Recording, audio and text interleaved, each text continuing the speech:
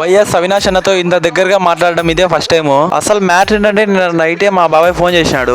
మన Kadapa district MP Avinash అన్న వస్తున్నా అన్నాడు.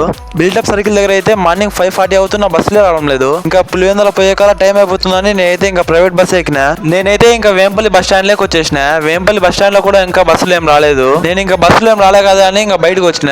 ఇంకా లాస్ట్ కి అయితే బస్సు వచ్చేసింది. ఇంకా నేను బస్సులో పోయి కూర్చున్నా. ఇంకా నేను పులివెందులలో అవినాష్ అన్న ఇంటికి వచ్చే కల్లా టైం అయితే 7:40 అయింది.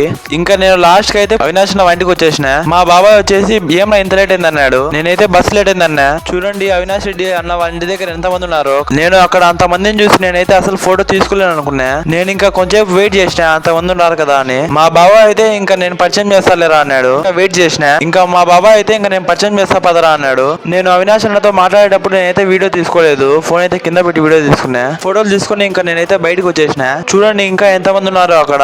ఇంటికైతే ఇంకా ఎవరు పోలేదు, అందరూ వస్తూనే ఉన్నారు. మా బాబాయ్ ఇంకా టిఫిన్ చేయలేదు కదరా అని ఇంకైతే పులివెందుల టౌన్ లోకి పిలుచుకున్నాడు. పులివెందుల టౌన్ లోకి ఎంటర్ అయితేనే టీవీఎస్ షోరూమ్ ఆపోజిట్ లో ఉంటుంది ఈ వెంకటేశ్వర హోటల్. ఈ హోటల్లో వచ్చేసి ఏ టిఫిన్ అయినా టేస్ట్ అయితే చాలా బాగుంటుందంట మా బాబాయ్ చెప్పినాడు. ఇంకా మేము టిఫిన్ తినేసి ఇంకా ఇంటికి వెళ్ళిపోతున్నాం. సరే బాయ్, నెక్స్ట్ వీడియోలో కలుద్దాం. ఇలాంటి వీడియోస్ కోసం లైక్ అండ్ ఫాలో చేయండి.